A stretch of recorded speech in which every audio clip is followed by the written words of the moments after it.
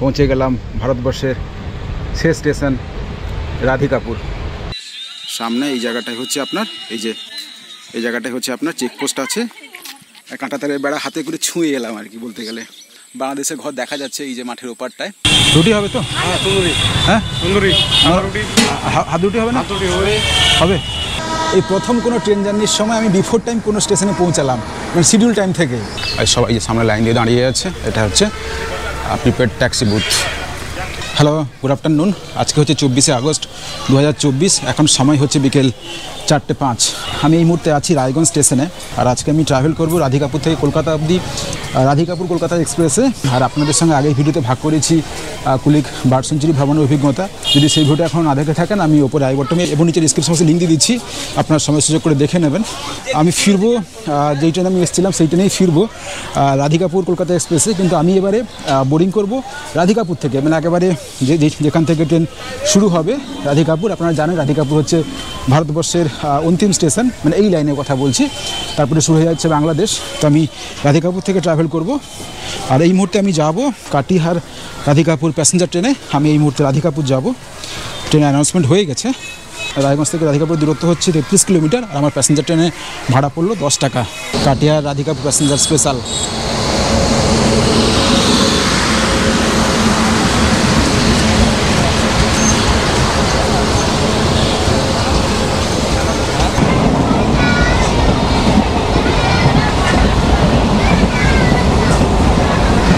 সময় 5:07। পৌঁছে গেলাম ভারতবর্ষের শেষ স্টেশন রাধিকাপুর। এখন সময় 5:20। পৌঁছে গেছি রাধিকাপুর স্টেশনে। আর এই রাধিকাপুর স্টেশন হচ্ছে আমাদের ভারতবর্ষের শেষ স্টেশন। এই যে রাস্তাটা পেছন দিকে চলে গেছে, এই যে রাস্তাটা চলে গেছে বাংলাদেশের দিকে। আর এই স্টেশনে একটা গুরুত্ব হচ্ছে এই রাধিকাপুর দিয়ে পণ্যবাহী মালগাড়ি এই ভারতবর্ষ থেকে বাংলাদেশ এই যে সীমান্তের সামনে যে চেকপোস্ট আছে, এই সীমান্ত দিয়ে যাতায়াত করে। শুধুমাত্র পণ্যবাহী গাড়ি, পণ্যবাহী রেল, কোনো যাত্রীবাহী ট্রেন কিন্তু এই দিক দিয়ে চলে না, এই রাস্তার দিক দিয়ে। ওপারে যে বাংলাদেশ, ওপারের জায়গাটাকে বলা হয় বাংলাদেশের বিরল এলাকা। ওটা দিনাজপুর উপজেলার মধ্যে পড়ে, বিরল এলাকা। সামনে এই জায়গাটাই হচ্ছে আপনার এই জায়গাটাই হচ্ছে আপনার চেকপোস্ট আছে। এই দিকটায় খেয়াল করুন, দেখতে পাচ্ছেন এই যে এই সমস্ত এলাকাগুলো হচ্ছে বর্ডার এলাকা। এই যে এগুলো হচ্ছে বর্ডার এলাকা। এই যে কাঁটা তার দিয়ে ঘেরা আছে, দেখতে পাচ্ছি এই যে। আর আমি ভেবেছিলাম যে আমি এই রাধিকাপুর থেকে ট্রেন ধরবো, কিন্তু ট্রেন ধরবো না, আমি আবার রায়গঞ্জ ফিরে যাব। কেন ফিরে যাব সেটা আপনাদের বলছি। আমি একটু বর্ডারের দিকে, চেকপোস্টের দিকে যাচ্ছি, এটা সচক্ষে দেখে চলে আসি। রেল লাইনের পাশ দিয়ে চলেছি। আর পেছন দিকে যে গেটটি দেখতে পাচ্ছেন, ওটাই হচ্ছে রেলপথের বর্ডার। মানে আমি যে কতটা এক্সাইটেড আজকে আমি আপনাদেরকে বলে বোঝাতে পারবো না। নিজে দেখলাম একেবারে, মানে পাশ থেকে, মানে বলতে গেলে মানে আমি কাঁটাতারের বেড়া হাতে করে ছুঁয়ে এলাম আর কি বলতে গেলে। এখন অন ডিউটিতে যিনি বিএসএফের গার্ড আছেন, দারুণ ভদ্রলোক, কথাবার্তা বলেন অনেকক্ষণ। চেষ্টা পেয়েছিল, জল চাইলাম, জল দিলেন, দারুণ লাগলো। মাঠের ওপারে হচ্ছে আমি দেখতে পাচ্ছি ওইদিকে বাংলাদেশের ঘর দেখা যাচ্ছে, এই যে মাঠের ওপারটায়। আর ওদিকে যেখানে আমি চেকপোস্টের কাছে দাঁড়িয়েছিলাম, সেই চেকপোস্ট থেকেই কিন্তু বাংলাদেশের গ্রাম একেবারে দেখা যাচ্ছে, মানে একেবারে স্পষ্ট। এবং সেই সঙ্গে সঙ্গে ওদিকে যে বিরল বলে যে গ্রাম বাংলাদেশের বর্ডারের ওপারটায়, সেই গ্রামের ছেলেরা খেলাধুলা করছে, তার চিৎকারও শোনা যাচ্ছিল আর কি। আর কথা বলতে বলতে আমি পৌঁছে গেছি রাধিকাপুর স্টেশনের পাশে পৌঁছে গেছি। এই হচ্ছে পেছন দিকে রাধিকাপুর স্টেশনের ট্রেন দাঁড়িয়ে আছে। এই ট্রেনটা, এটাই হচ্ছে রাধিকাপুর কলকাতা এক্সপ্রেস। আমি এই ট্রেনেই আমি ফিরবো। আমি এসেছিলাম যে এখান থেকে রাধিকাপুর থেকে আমি ট্রেন ধরে আমি ফিরবো, কিন্তু মুশকিল হচ্ছে আমি রাধিকাপুর থেকে ট্রেন ধরছি না। আমি এখান থেকে আবার রায়গঞ্জ ফিরে যাচ্ছি। কারণ হচ্ছে রাধিকাপুর এখানে কোনো খাবারের হোটেল টোটেল কিছু নেই, একেবারে পুরো ফাঁকা শুনশান জায়গা। আমি এখানে জিজ্ঞেস করলাম যে এখানে খাবারের হোটেল টোটেল নেই কেন। বললো অ্যাকচুয়ালি এটা একেবারে বর্ডার লাগোয়া এলাকায় স্টেশন, মানে একেবারে বর্ডার লাগো না, একেবারে বর্ডারের পাশে বলতে গেলে স্টেশন। সাধারণত এখান থেকে স্থানীয় লোকজনই এখান থেকে ট্রেনে যাতায়াত করেন। তো এখানে সেই অর্থে কোনো খাবারের কারো প্রয়োজন পড়ে না, সেজন্য কোনো খাবারের হোটেল টোটেল কিচ্ছু নেই এখানে। একটা শুধু চায়ের দোকান দেখলাম আছে। যাই হোক, আমি ফিরে যাচ্ছি আবার 6:35 যে ট্রেনে আমি এসেছিলাম, ওই কাটিহার রাধিকাপুর প্যাসেঞ্জার ট্রেনে, সেই ট্রেনটা 6:35-এ ছেড়ে যাবে। আমি সেই ট্রেনটাই ফিরে যাবো আবার রায়গঞ্জ থেকে। আমি আবার এই ট্রেনটা যখন 9:35-এ ক্রস করবে তখন আমি আবার রায়গঞ্জ থেকে বোর্ডিং করব। হাতে 2 ঘন্টা সময় থাকবে, সেখানে খাওয়া দাওয়া করে নেবো। আজকের এই বিকালবেলাটা একেবারে একটু অন্যরকম কাটালাম। এক অন্য ধরনের অনুভূতি। আমরা যেহেতু দক্ষিণবঙ্গের মেদিনীপুর এলাকার বাসিন্দা, আমাদের পক্ষে বাংলাদেশ বর্ডারে আসার সুযোগটা বা এক্সপোজারটা হওয়ার সম্ভাবনা খুব কম থাকে, সেই কারণে আসার কখনো হয়ে ওঠেনি বাংলাদেশ বর্ডারে। এই প্রথম আমি বলতে গেলে স্বচক্ষে বাংলাদেশ বর্ডার দেখলাম বা বাংলাদেশের কিছু অংশ দেখলাম আর কি। একেবারে ফাঁকা শুনশান এলাকা, মানে চারদিকে আমি ধরুন চারদিকে দেখাচ্ছি, আপনি একটা লোক দেখতে পাচ্ছেন, চারদিকে কোনো লোক নেই, পুরো ফাঁকা শুনশান এলাকা, দেখেছেন? পুরো ফাঁকা শুনশান এলাকা, কোনো লোক নেই। আর একটা কথা বলে দিই, যদি আপনার রাধিকাপুর এই যে বাউন্ডারি ওয়াল অবধি যেতে চান, বাংলাদেশ বাউন্ডারি ওয়াল অবধি, এর টাইমিংস হচ্ছে সিভিলিয়ানদের জন্য সন্ধ্যে 6টা অবধি। 6টার পরে কিন্তু ওখানে যাওয়া যায় না, সিভিলিয়ান মুভমেন্ট বন্ধ হয়ে যায় সন্ধ্যে 6টার পরে। এখন সময় 6:33। আমি রাধিকাপুর কাটিহার প্যাসেঞ্জার ট্রেনে চেপে পড়েছি, আর ট্রেনটি ছাড়বে সন্ধ্যে 6:35। আর রাধিকাপুর স্টেশনের মেন এন্ট্রান্সের দিকে শুধুমাত্র একটাই চায়ের দোকান আছে, সেখানে ওই চা, মশলা মুড়ি, বিস্কিট এগুলোই পাওয়া যায়। এখানে কোনো হেভি খাবার দাওয়া সেভাবে পাওয়া যায় না এখানে। যাই হোক, আমি ভেবেছিলাম রাধিকাপুর কলকাতা এক্সপ্রেসে আমি রাধিকাপুর থেকে ট্রেনে চাপবো, কিন্তু পরিস্থিতির চাপে আমি রাধিকাপুর থেকে বোর্ডিং করতে পারলাম না। আমি রায়গঞ্জ ফিরে যাচ্ছি, রায়গঞ্জ থেকে আমি আবার বোর্ডিং করব। আসলে যতক্ষণ না আপনি মানে পুকুরে নামছেন, জলের গভীরতা আপনি কীভাবে মাপবেন, ব্যাপারটা ওরকম আর কি। রাধিকাপুর পৌঁছানোর পরেই আসল পরিস্থিতি এখানকার বুঝতে পারলাম। তো যাই হোক, ট্রেন ছেড়ে দেবে, আপনাদের সঙ্গে একেবারে দেখা হচ্ছে আমার রায়গঞ্জ পৌঁছে।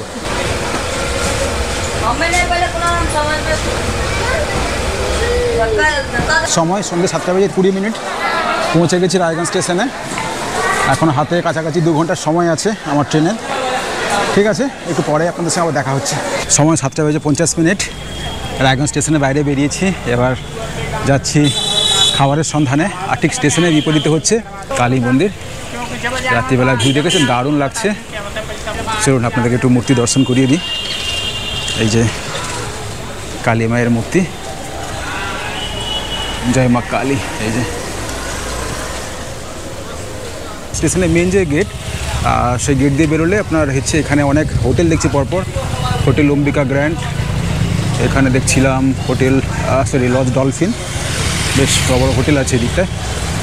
আর আমি যাচ্ছি এখন ক্লক টাওয়ারের দিকে যাচ্ছি, রায়গঞ্জের ক্লক টাওয়ার, সামনেই ঘড়ি মোড়। এখানেই আমাকে বললেন ভালো খাবারের এখানে হোটেল আছে কয়েকটা পরপর। এই যে ক্লক টাওয়ার দেখেছেন সামনে, এই হচ্ছে ক্লক টাওয়ার। এই ক্লক টাওয়ারের থেকে ডান দিকে যেতে হবে হোটেলগুলো। এই যে ক্লক টাওয়ার থেকে ডান দিকে যাচ্ছি, এইখানে পরপর হোটেল আছে যেখানে রুটি তরকারি পাওয়া যাবে। এই যে পরপর হোটেল আছে এখানটায়, একের পর এক হোটেল। রুটি হবে তো? হ্যাঁ, তন্দুরি। হ্যাঁ, তন্দুরি। হাত রুটি হবে না? হবে, হাত রুটি দাও তো। হাত রুটি আর কি সঙ্গে কী আছে, তরকা আছে?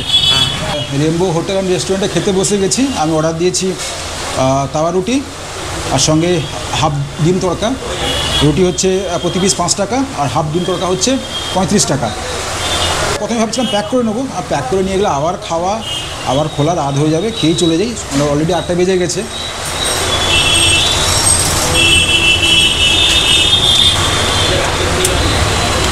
অতটা আহামরি নয়, মোটামুটি চলনসই।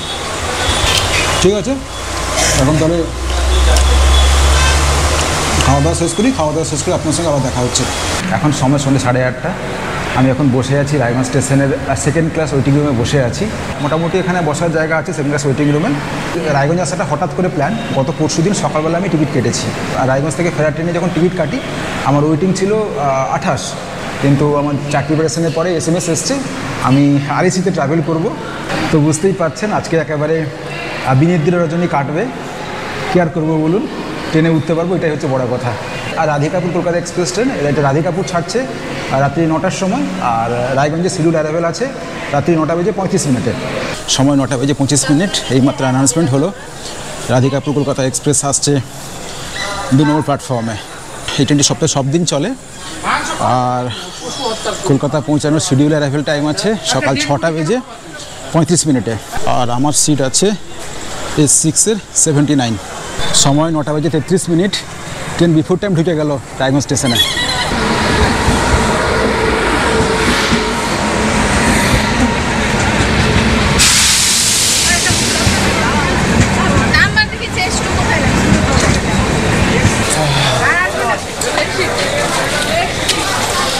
এই হচ্ছে আমার পুরো অন্ধকার, কিছু দেখা যাচ্ছে না। যাই হোক, ভেতরে ঢুকি।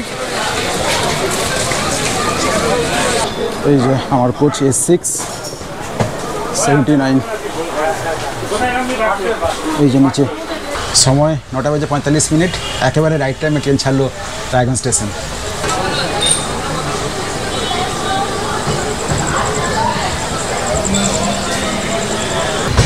বাই বাই রায়গঞ্জ, আবার নিশ্চয়ই কোনো দিন আসবো। আজকে দিনটা কিন্তু খুব ভালোই কাটলো। গুড মর্নিং, এখন সময় সকাল 5:05। গতকাল রাত্রিবেলা ঘুম মোটামুটি হয়েছে। আর এসিতে যেমন জানেন, একটা সিটে দুজন ভাগ করে থাকলে যেমন হয় আর কি আর বলবো। আর এই মুহূর্তে আমরা এসে পৌঁছালাম ব্যান্ডেল স্টেশনে। এই যে ব্যান্ডেল স্টেশনে এসে পৌঁছালাম। ট্রেনটি একেবারে পুরো রাইট টাইমে চলছে। বুঝছে কত করে? 10 একটা। সময় 5:08। আমাদের ট্রেন ছাড়লো ব্যান্ডেল জংশন। এরপরে হল্ট হচ্ছে নৈহাটি।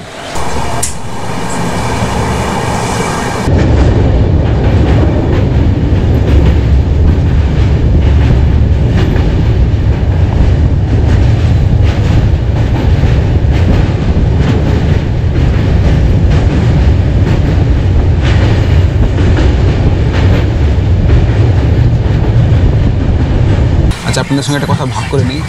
আপনারা যেনারা এই ট্রেনে এসে হাওড়া যাবেন বা হাওড়া থেকে কোনো ট্রেন ধরার পরিকল্পনা আছে, আপনাদের কলকাতা স্টেশন যাওয়ার কোনো প্রয়োজন নেই।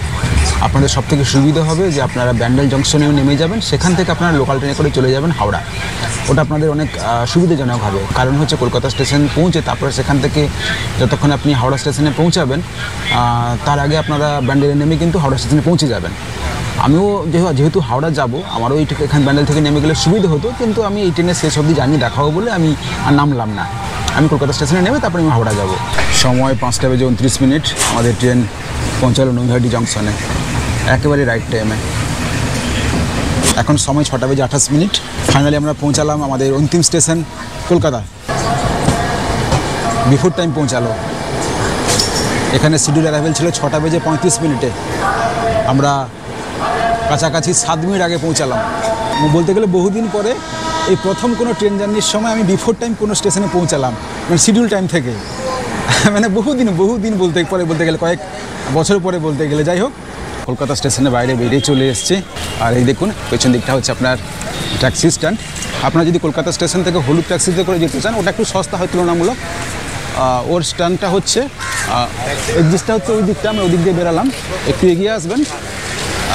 এই যে সামনে দেখেছেন, সামনে হচ্ছে আপনার প্রিপেড ট্যাক্সি বুথ। এই যে সামনে দেখেছেন, এই হচ্ছে হলুদ ট্যাক্সি। আর সবাই যে সামনে লাইন দিয়ে দাঁড়িয়ে আছে, এটা হচ্ছে প্রিপেড ট্যাক্সি বুথ। তো এই ছিল আমার ভারতবর্ষের শেষ প্রান্তে অবস্থিত এবং সেই সঙ্গে সঙ্গে বাংলাদেশ বর্ডারের পাশে অবস্থিত রাধিকাপুর স্টেশন থেকে আমার কলকাতা অবধি আসার অভিজ্ঞতা। আপনাদের এই ভিডিওটা কেমন লাগলো আপনারা কিন্তু কমেন্ট লিখে জানাবেন। সেই সঙ্গে সঙ্গে আপনাদের মহামূল্যবান সময় থেকে কিছুটা সময় দিয়ে এই ভিডিওটা দেখার জন্য আপনাদের অশেষ ধন্যবাদ। Bye bye. আপনাদের সঙ্গে দেখা হচ্ছে পরের ভিডিওতে। সবাই ভালো থাকবেন, সুস্থ থাকবেন।